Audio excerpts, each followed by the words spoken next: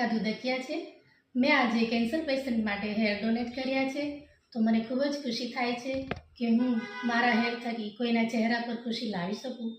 તો ગર્લ્સ, તમે પણ કોઈના ચહેરા પર ખુશી લાવવા માગતા હોય તો વડોદરા હેર ડોનેશનનો સંપર્ક કરી શકો છો। Thank you.